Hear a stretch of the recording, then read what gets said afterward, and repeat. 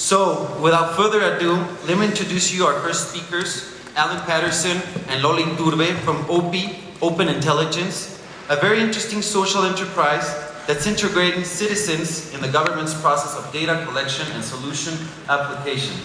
So to tell you here more about this, here's Alan and Lola.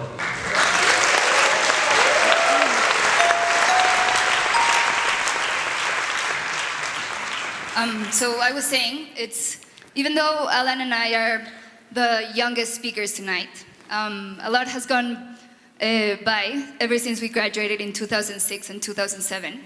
And actually, I remember being in elementary school and having to look for books in a physical card catalog.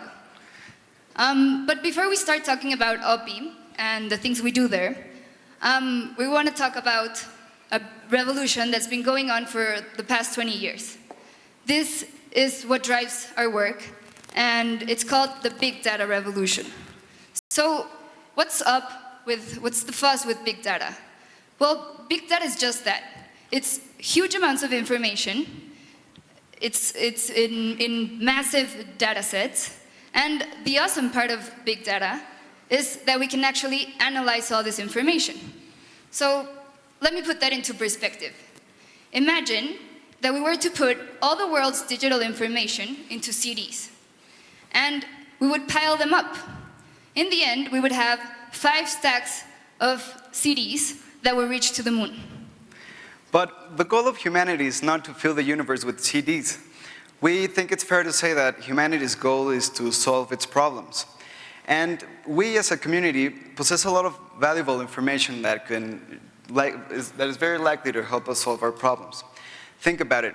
How many of you have gone into Facebook or Twitter to complain about what the government does or doesn't do or could do better? I certainly have. And this is a good example of that. And so this drives us to a very interesting question, which is, how can we gather and analyze all the information and digital information especially that's out there? And the good thing about the times that we're living in is that we possess a technology that allows us to do exactly that, to store and process and analyze all this information. So now let me give you an example of how Target uses big data to figure out customer profiles. So they know what you want, what you need, and most importantly, they know which coupons to send you. So a couple of years ago, a 16-year-old girl in Minneapolis receives an email from Target, just like this one, with coupons for baby clothes and cribs. Her father was infuriated. He drives all the way to the nearest Target store and demands the manager, why the hell are they trying to convince their daughter to get pregnant? So he drives back home, and a couple of days afterwards, it turns out that his daughter was actually pregnant. So how did Target come up with this conclusion? How did they know that this 16-year-old girl was pregnant even before she did? So what they did is that they looked at consumption patterns within their stores, and they found out that pregnant women were much more likely to buy unscented lotion than women who were not pregnant. And it was a very smart thing to do, and good for Target for trying to find out if their customers are pregnant or not. But the question that drives us at OPI when we hear this type of examples is, why not gather a lot of information, take this analytical power, and use it to make governments better, to make them more efficient, more trustworthy, and more capable to solve our social problems?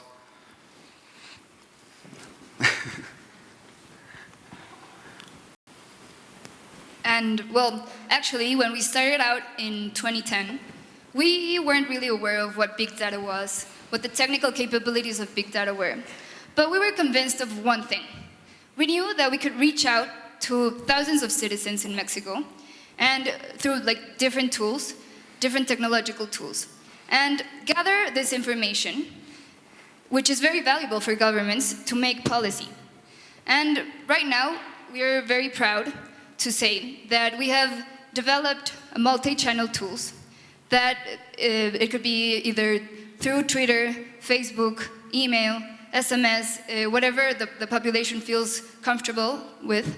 And we have channeled the voices of 120,000 citizens in 10 different states and 16 cities in Mexico to their governments.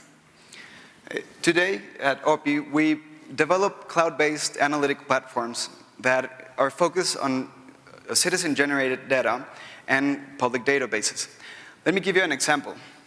This is a map that we developed, and it shows the points where violent crimes are committed in Mexico and connects them to the other points, which are where the criminals responsible for those crimes actually live.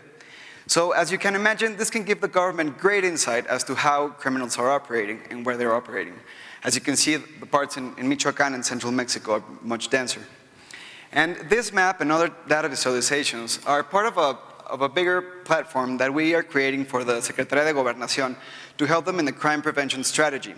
Now, the strategy has software they can rely on to analyze and to interpret all this information that can actually help them come with more creative solutions to the problems that they are meant to solve.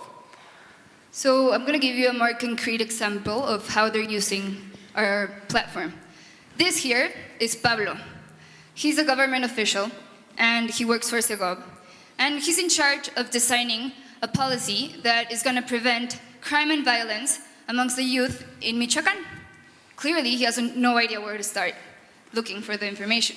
So he decides to jump into OPI's platform. And he types Michoacán violence, just as you would Google anything. And immediately a map appears with that it contains information from data, like 100 databases that we've collected with information of violence, etc. And he can spot hotspots of violence all across Michoacán. He can even go all the way down to a neighborhood, for example here. And this is the perception of violence. So the red points are people that consider it's more violent than others. And Pablo could actually, with information from INEGI, figure out how many people live in the neighborhood, what their average schooling is, even find out if there's parks or schools around.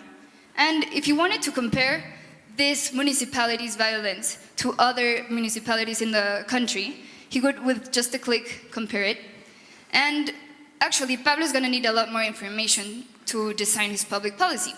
So he can send a message through our citizen relationship management tool and send the local leaders either a text message or a Facebook message or an email saying that he wants to convene a meeting next Tuesday to talk more about the problem and incorporate the ideas of the population and the community into the solution. So this was one example of how we're building tools to help government officials do a better job. And by the way, all of this platform is going to be public very soon. We want citizens to also come up and interact with this information. And we would just like to end by saying that we really believe that the technology that we're developing will help governments become better, more efficient, more trustworthy, and more capable to solve the problems we all face. Thank you very much.